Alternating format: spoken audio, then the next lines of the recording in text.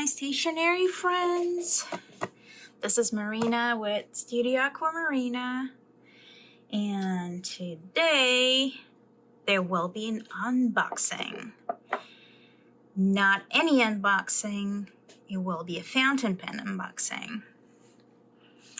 And it's not any fountain pen, but drum roll please, Stipula. So if any of you is familiar with Stipula, Stipula is an Italian brand. So they are known for making their nibs in-house, from as far as I know. They still do that, and they also manufacture nibs and pens for other companies. So they are in Italy, Florence, and they've been honestly one of my favorite brands. I do know that quite a few Italian pen brands have a bit of a reputation when it comes to their quality control, or I would say quite laxed quality control. And Stipula is not an exception, although I think, in my personal opinion, it's nowhere near the reputation that Visconti gets, for example, which is quite notorious at this point in fountain pen community for not having good nibs, or I would say checked nibs for quite expensive pens. So we're talking about like thousands of dollars worth of pen that is not writing. Anyhow, Stipula has had a bit of issues here and there too, but so far I own quite a few of their pens and I've never had any problems. So this one, I'm excited because I did not buy it directly from a store. It's not a pen that is currently available, but it is a new old stock that I got from someone who deals in pens, and they honestly just gave it away for a very good price. And I'm excited because this is the series I'm collecting. And let me show you what it is.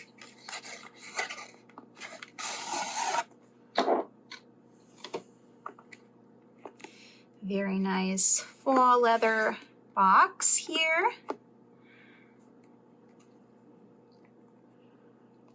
Look at this. Isn't this wonderful? It's so pretty. Let's just quickly take a look. There is your manual.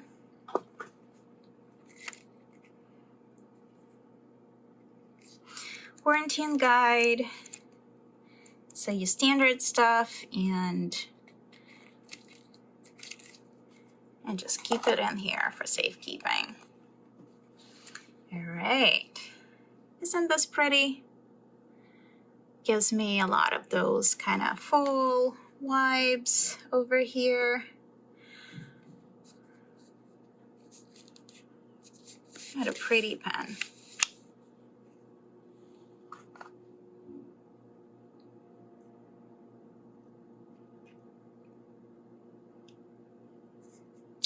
Lovely. So this is a pretty resin. To my knowledge, it's, none of those old school celluloids, but it's very pretty nonetheless.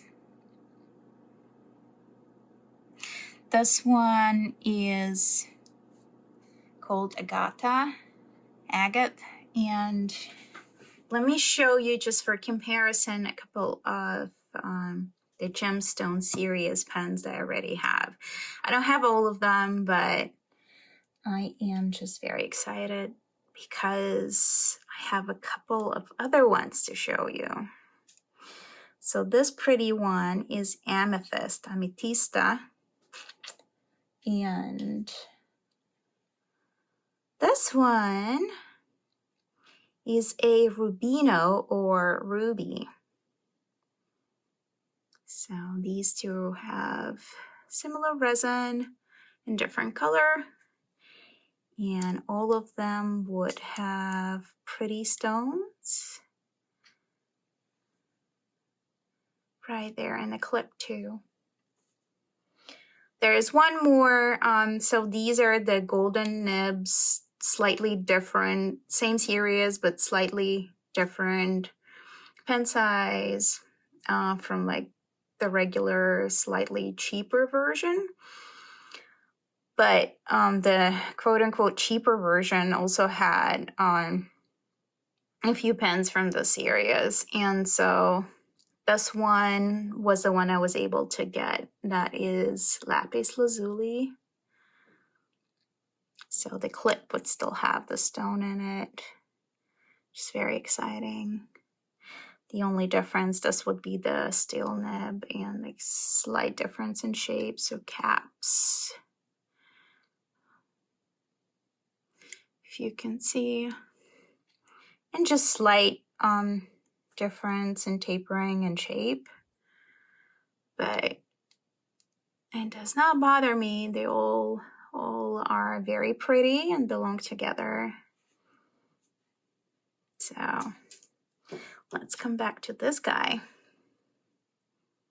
Look at it. So pretty. All right, ready? Let's take a look.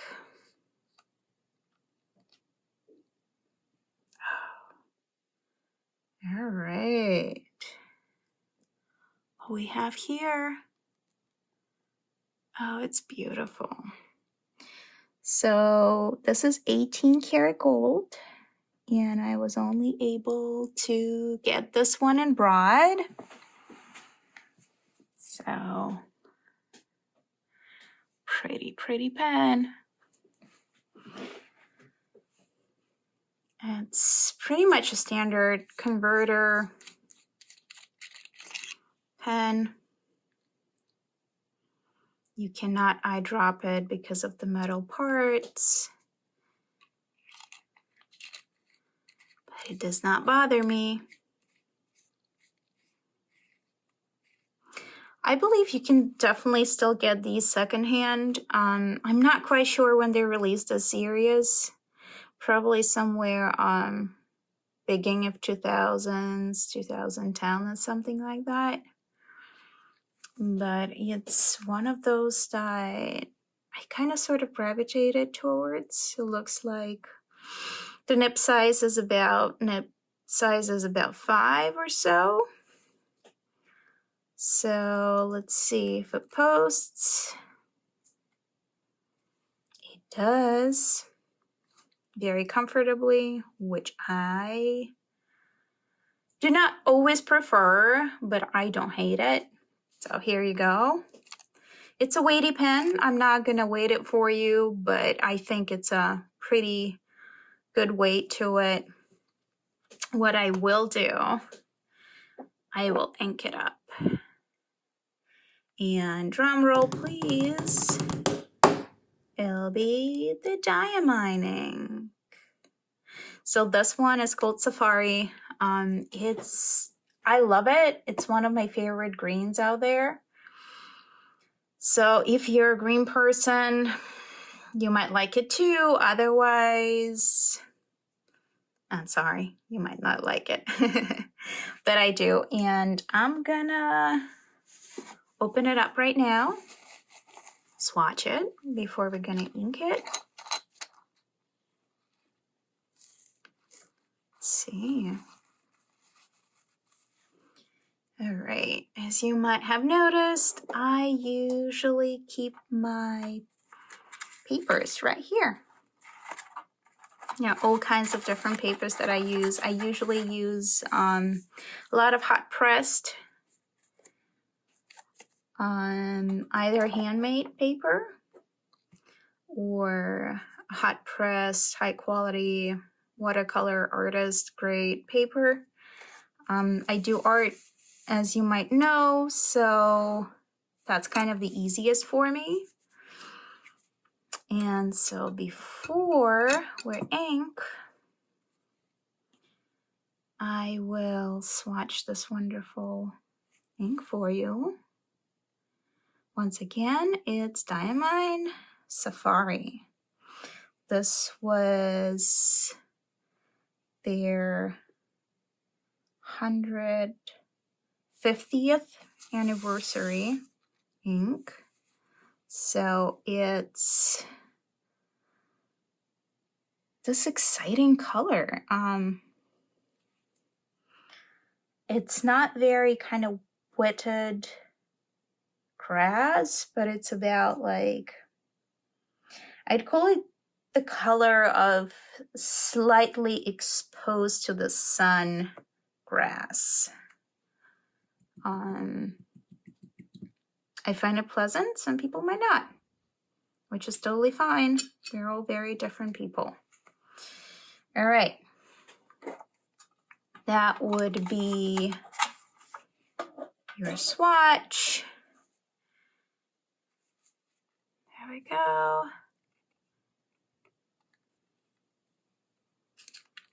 Let's also do a bit of a rating sample out here. All right.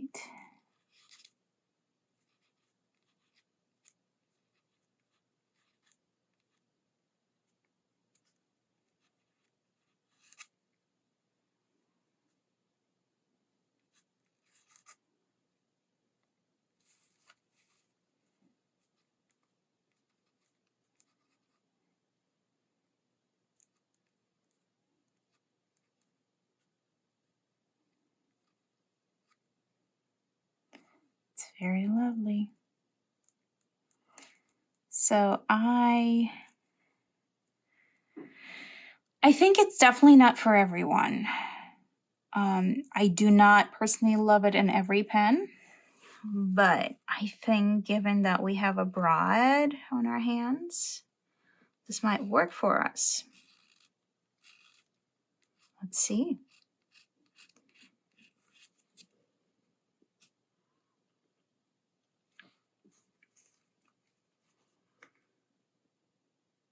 This is my trusty 1930s stip pen you might be familiar with.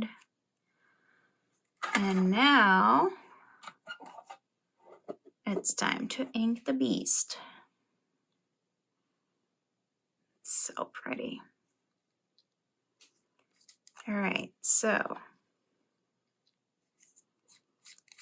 already showed you.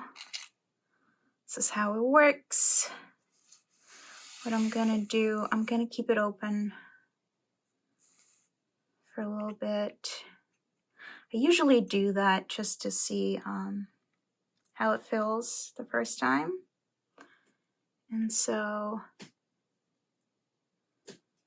there we go. I always recommend washing your pen before you fill it. There might be some grease on it. In my case, it's a dead stock that has never been used. We filled it up. So I honestly do not know if there's been anything in it, but just in case, I did flush it anyway. All right. Let's see. Ooh. So this is what happens sometimes when this is a brand new ink and brand new pen, pardon me. Specifically in pen's case,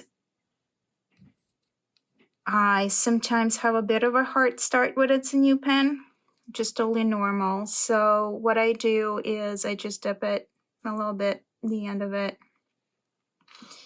to kind of sort of get me going. So let's see if I get anything. There we go. Definitely a broad. and it's Agate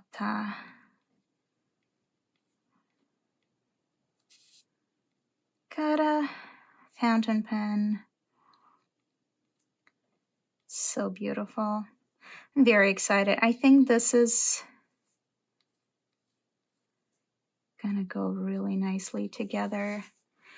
And so, yeah, I can feel this flowing now, but just in the beginning, sometimes I do recommend just dipping it,